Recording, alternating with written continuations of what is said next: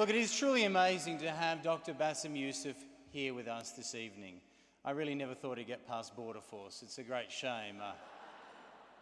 Such holes. Look, he's a satirist and comedian of global stature, and just on a minor administrative note as well, due to budgetary constraints, he's also the designated first aid officer here tonight. So, speaking on behalf of the Chaser, we can't think of anyone better to deliver the 16th inaugural Chaser lecture than the Jon Stewart of the Middle East. Here is why he's pretty darn good. In early 2011, mass protests in Tahrir Square, Cairo, toppled the dictator who'd ruled Egypt for 30 years. Then in March, another unprecedented event. An Egyptian doctor entered his own laundry, and instead of doing the washing, created the B+ show. A satirical program about Egyptian politics modelled on The Daily Show. Before the B+ show, Bassem Youssef's desire to imitate another American TV show he loved accidentally led to a successful career as a heart surgeon. Thank God he never watched Breaking Bad. But the B+ show changed everything. In less than 2 months, and with only 7 videos, our channel made 5 million views. A YouTube sensation, Bassem Youssef fast became known as the Charlie Bit My Finger of the Middle East. But not content to remain an internet phenomenon, Bassem created Al Burnameh, or The Show, the first program in the Middle East to move from YouTube to national television. البرنامج مع باسم يوسف. And after just 1 season, we were one of the most watched shows in Egypt. But they were also watched by the security forces and Muslim Brotherhood loyalists of President Morsi.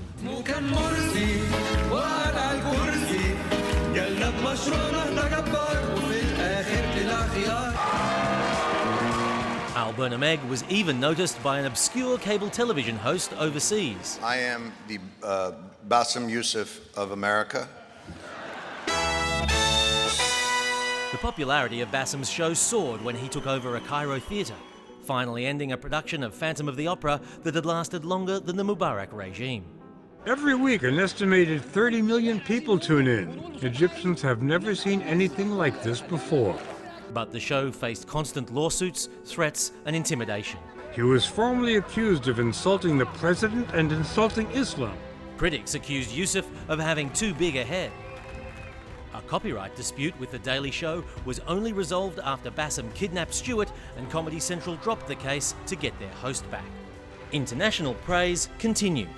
Named in Time's list of the most influential people in the world, Bassem became one of only 100 people to actually buy a copy of Time magazine. The pressure on Al Burnameh only increased after the military ousted the Muslim Brotherhood. Despite that, Bassem's show went on. And made fun of the new regime and their funny hats. But not for long. Suspension of the popular and controversial program was announced just minutes before it was due to go on the air. In its 3rd season, Al Burnameh only lasted 11 episodes before it was forced off air. واحنا بنعتبر ان وقف البرنامج في حد ذاته رسالة أقوى وأوضح وأعلى بكتير جدا من استمراره ومن أي حاجة كانت هتتقال في البرنامج. من الآخر الرسالة وصلت. Since then, sadly, Al Burnameh, the show, has not gone back on. But its team and its spirit have, and so has its host. My name is Bassem Youssef, and I'm your host for tonight.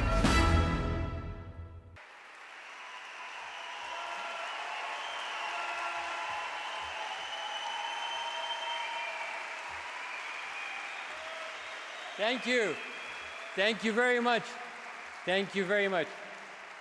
I have never been introduced so many times in one night. I feel violated. I mean, to be introduced by like 7 Australians, I mean, that's like the total opposite feeling you get when you get your visa in Australia. It's just like, it's very welcoming. I mean, you call it force border? Well, border force? How intimidating. Anyway, so this is such an honor. I mean, to be included in the list of people who have given the Chaser lecture, that makes me feel so very lonely. I mean, the list of great names that stood in this spot before me, 15 international celebrities hosted this event before me. And yet, if you Google them, you will not find a single one because this whole Chaser thing is a scam. Speaking of a scam, being a Middle Eastern, that makes me feel quite at home. Thank you. I would like to thank the chaser for misleading me so much that I agreed to give this address. Now I'm stuck, like saying yes to something that you soon regret and want to get out of, like kind of what you feel here in Australia with all your prime ministers. So, but let's look at the bright side. I mean, to bring a Middle Eastern to take this podium could be viewed as a great message of diversity. Or you might have run out of money and I come cheap. For the chaser, this is the first time they have been associated with someone of Middle Eastern appearance who wasn't Chaz dressed as Osama bin Laden. That's real progress, guy. That's real progress, yes. I mean, I know I was up against some tough competition. They were thinking of bringing someone else. It was either me or the Pope. I mean, how can you top that? So I thought of something. If the Pope would have come here, would have granted you all salvation and send you straight to heaven. Since I cannot do that, I will just do what a stereotypical Muslim would do, call you all infidels, curse you, and send you straight to hell.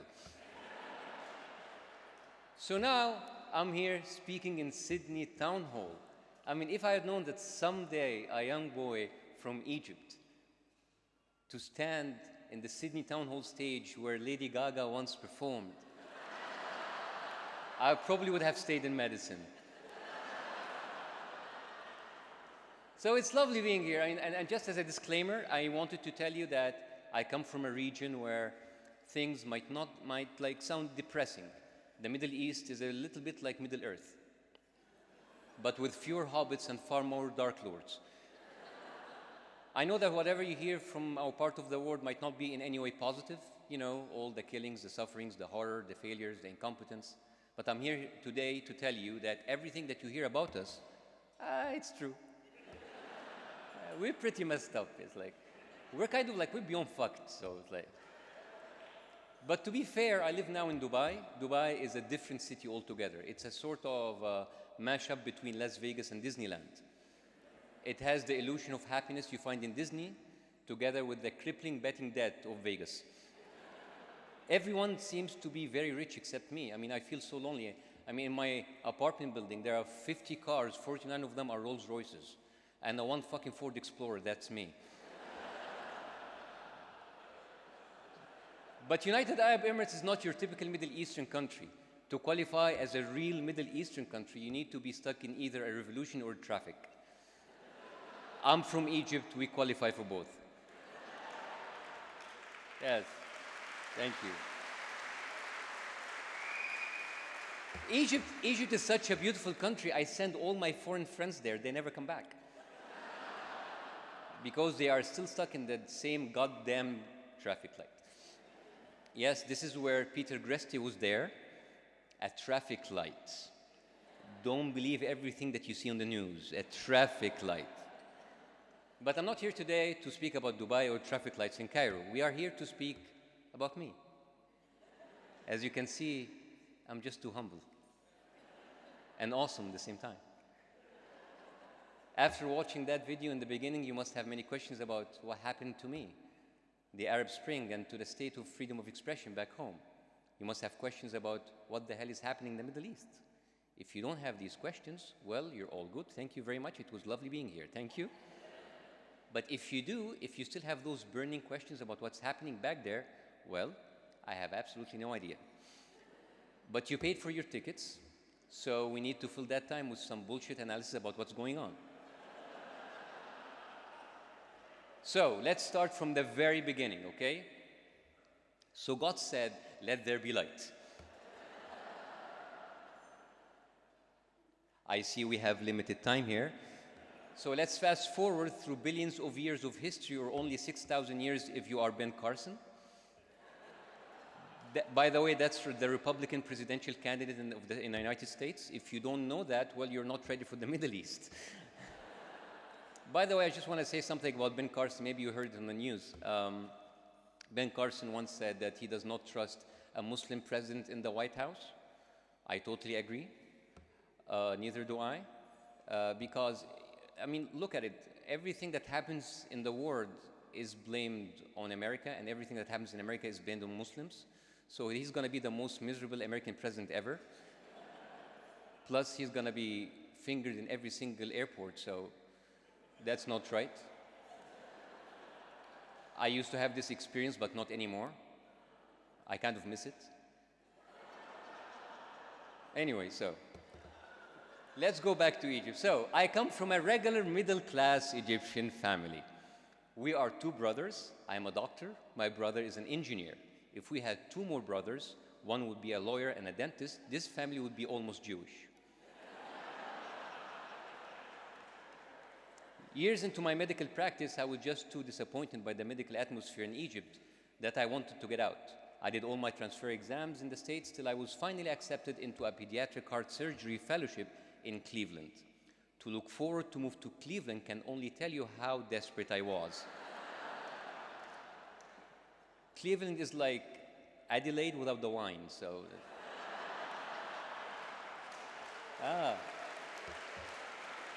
Yeah. They told me this would be funny for some reason, but that's. Thank you, Chaser. Thank you. Thank you for the references I don't fucking understand. Thank you. I don't even drink wine. Thank you. So as I was waiting patiently for the visa papers to go to Cleveland, something happened in the Middle East, the Arab Spring. It started in Tunisia. They had a revolution and they forced their dictator to escape. Egypt followed shortly. Now let me explain one thing. If you thought that we had our own Egyptian revolution because we were inspired by the Tunisians, or that as we as Egyptians wanted to aspire to a new life full of justice and democracy, well, you are mistaken. We basically had our uprising because we were jealous. We looked at Tunisia and told ourselves we will not be upstaged by those little fuckers. Yes, we did it because we were attention whores.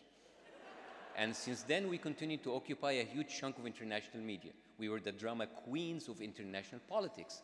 There is always something happening. So you see, attention whores, drama queens, the Kardashians had nothing on Egypt.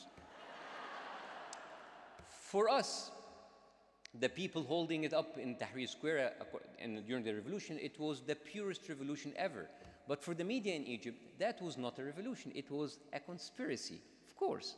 It was led by Hamas, Iran, Hezbollah, Israel, and America, all together. To see how all those parties conspired together against us, it seemed that our revolution could achieve the impossible. We brought in world peace. According to the media, those people in the square were not revolutionaries. They were all paid operatives. They were there because each and every single one of the millions of people who took to the streets on that day were paid a sum of 50 euros and a dinner box from KFC. This was real news on the television. So yes, we were there for the grease, for a taste of finger-licking freedom. There were stupid claims which many believed. The media were doing a great job brainwashing the masses. If there was one word to describe the state-run media at that time, it would be Fox News. But it's state-run, so basically it's like shit. So yes, Australia, I blame you for Rupert Murdoch, the wonder from down under.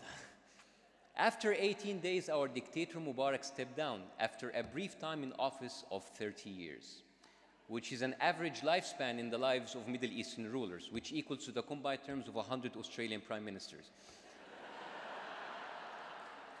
So anyways, after those 18 days, we were so naive to think that things can change very easily.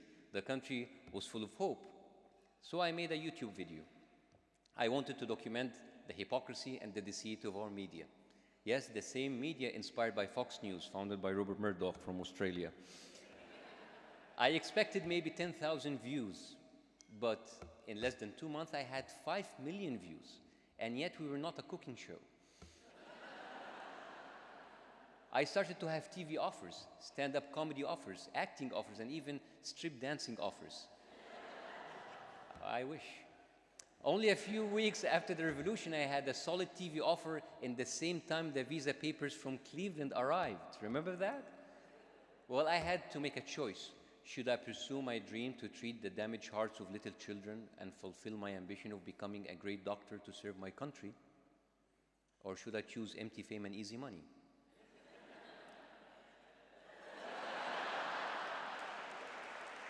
I mean, come on.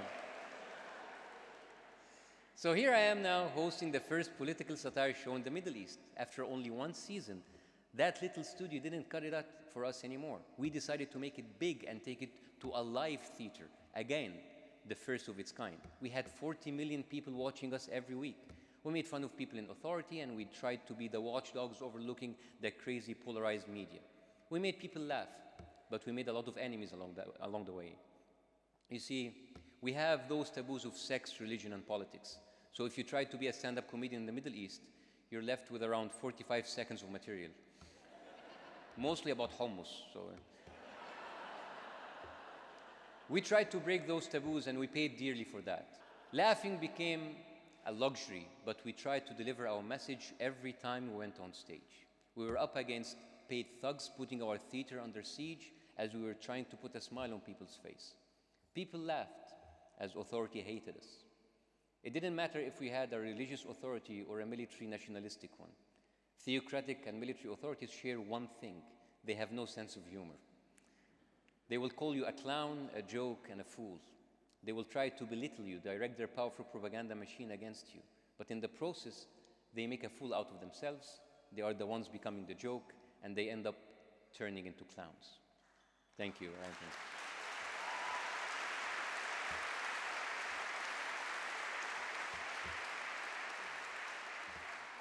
Dictators have a secret weapon. That is not much of a secret.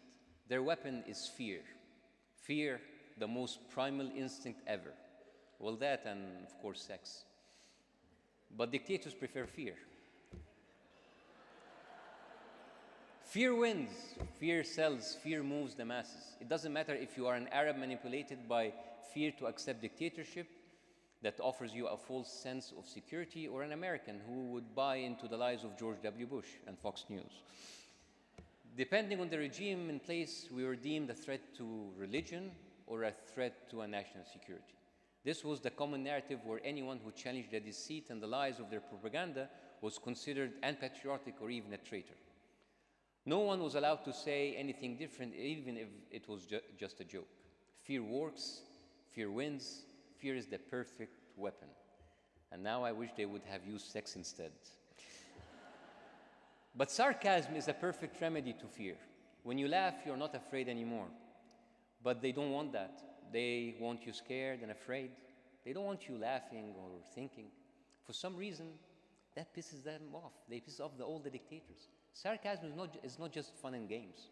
Sarcasm comes from the Greek word sarkasmus. I'm not making this up, it's true. It means in Greek to flesh, to rend, to dissect. Sarcasm helps through laughter to dissect, through the lies of propaganda, and helps people to cut their way down to the truth. So as you see, I haven't strayed too much away from being a surgeon. I have made my almost Jewish family proud. Looking back to the past few years and what happened in my region, I have no regrets. The scene might look disturbing, and the whole Arab Spring concept might look like it was a failure, a step backward, and an unnecessary disaster. Yes, the dream of democracy and freedom might have died at the feet of fear, extremism, and dictatorship. But in the hearts and minds of young people, there is another revolution happening. More than 70% of our Arab population is younger than the age of 40. That makes me quite old. I'm 41. They cannot be manipulated with the same obsolete propaganda techniques that belongs to the 50s and the 60s. They might come across as helpless, clueless, and unable to make a change. But deep inside, they are rejecting the status quo. They are silently revolting against the same taboos that were deemed untouchable. They are questioning everything. Nothing is sacred. Nothing is off limits. Questioning in itself is the prequel of a revolution. If you come to the Middle East and see the young people yearning for change, you will see that the revolution might be sleeping but not dead. My show might be off the airwaves, but we see how it inspired millions of young people around the Middle East to make their own contribution. With every video, vine, meme that I see on the internet challenging the hideous propaganda machine and making fun of dictatorship, I feel that my show is still going on, and that gives me hope. It is said that the pen is mightier than the sword, but I would tweak that a little bit and say, well, the joke is mightier than the sword. A revolution is not an event, it's a process. And the process might just start with losing respect towards the same establishments that controlled generations before us. In my opinion, that is the real revolution. For those who come to me now and tell me, well, hey, the Arab Spring has failed, or the Middle East is not ready for democracy, I just answer back in Michel Payne's words, get stuffed.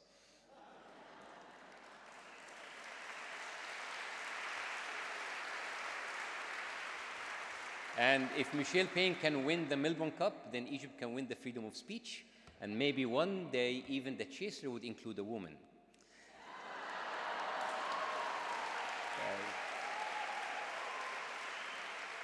So, if you are more confused about the Middle East after this speech, I have succeeded. It is a confusing word out there. Only a fool is certain about what's going on. I wish you all happiness, freedom, and lots of laughter. It is said that the freedom of any people is judged by the volume of their laughter. So my wish for you and humanity is to have the loudest laugh ever. Thank you very much.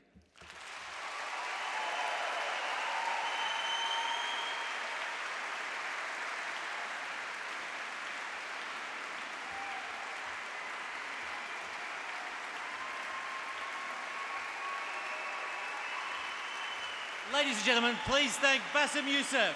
Thank you.